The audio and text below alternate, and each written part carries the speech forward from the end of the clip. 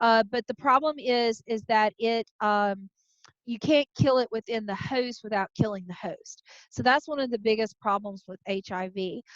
So when you get HIV, the virus has to be passed from an individual who has the virus to an individual who doesn't have the virus. And it's not quite as easy to pass as, say, something like the flu or a cold.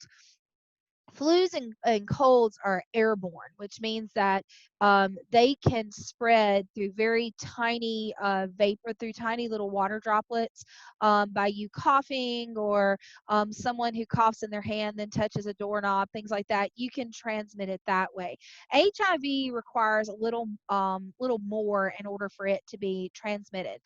The only way that you can get HIV is exposure to body fluids that have HIV virus in them. And so that's going to be blood carries HIV, semen, and vaginal secretions. Now, it is transmitted through things like saliva, or if you vomited, you have a small viral load in those cases, but it's usually small enough that you don't have to be concerned about it.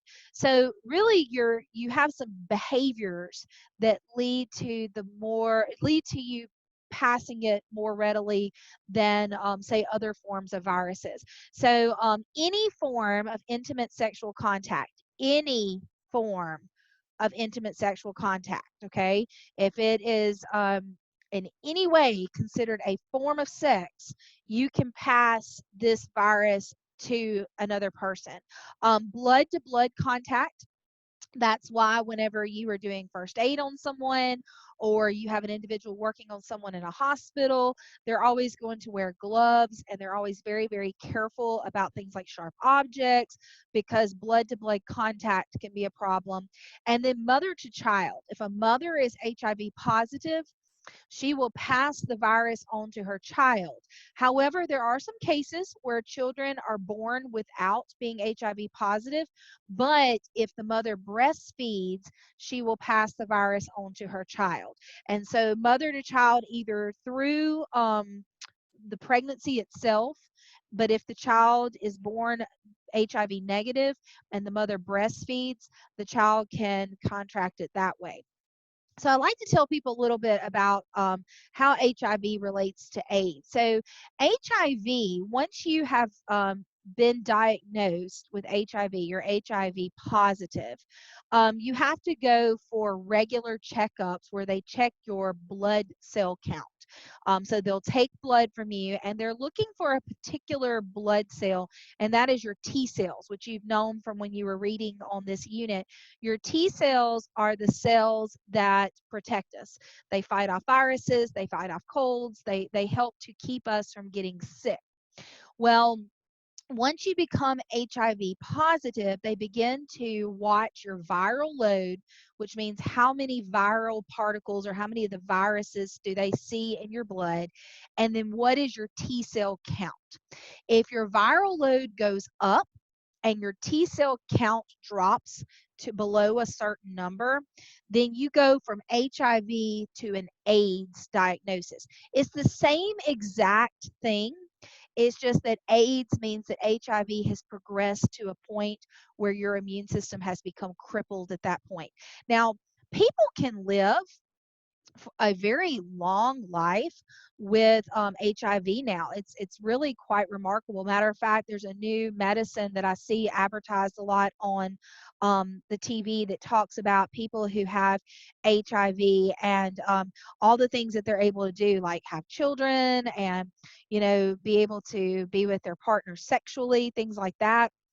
And it's really surprising because years ago, when you were diagnosed with HIV, it was tragic. It's still not good, but you can live a lot longer and a lot healthier life now with HIV than what you could have years ago. And that's because medicines have come a long way.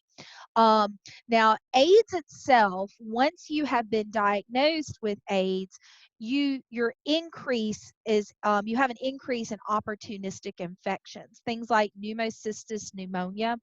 This is a pneumonia that usually we fight off pretty easily, but because your immune system has dropped dramatically and is not fighting off like it's supposed to, now you can come down with these little opportunistic infections like this form of pneumonia.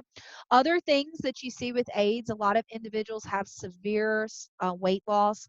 A lot of times they have night sweats, and that's because of fever. And then you'll also see swollen lymph nodes, because remember, our lymph nodes are where we house a lot of our immune cells. So they're trying to bulk up more immune cells, and our body will get these knots in our lymph nodes. Now, AIDS has a very interesting past. I can remember I was in middle school when the red ribbon for AIDS became kind of the symbol. AIDS had been around since the late 70s, and in the early 80s, um, there became this mention of this disease that was seen through homosexual male communities and IV drug users. And, if you think about now what we know about AIDS, it makes sense, because heterosexual couples are more likely to use protection to prevent pregnancy. But homosexual males wouldn't have to worry about pregnancy, so therefore there was more unprotected sex. And then IV drug users, we now know that when you share a needle with someone and their blood is on that needle, and if they're positive and then you inject yourself with that needle, that means now that you can have that virus injected into you. So we didn't know it at the time, but now that we understand the virus and understand how it's transmitted, those scenarios make a lot more sense. So in the early 80s, people, they thought it was a form of cancer for the longest time, and then finally, after much study, they began to understand that it was immunodeficiency. They understood how it was passed. And I can remember being in 5th grade, it was in my weekly reader we used to get at school's little leaflet newspaper. That red ribbon was on the front of the weekly reader, and it talked about HIV and AIDS. And it was probably the first time that I'd ever heard about it really discussed in the way that it was. And it was quite enlightening, because it had been something that you would hear in the back, people just kind of murmuring about, but we didn't know a whole lot about it. Okay.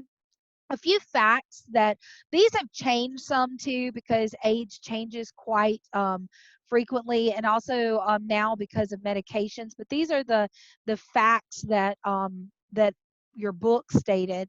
About 16,000 people are infected each day, and then 30 million people are infected worldwide right now, and half of the people that are infected are women, and 1/4 of the other would be children. So that means 1/4 is men.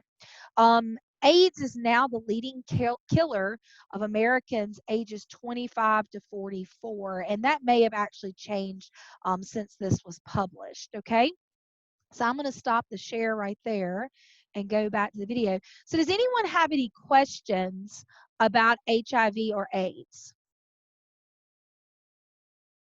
Okay, so your discussion question tomorrow, I'm just going to ask you to explain HIV and AIDS, and I'm going to give you a list of words like you've had before, and you'll just need to explain HIV, AIDS, how they're related to one another, and use the words correctly.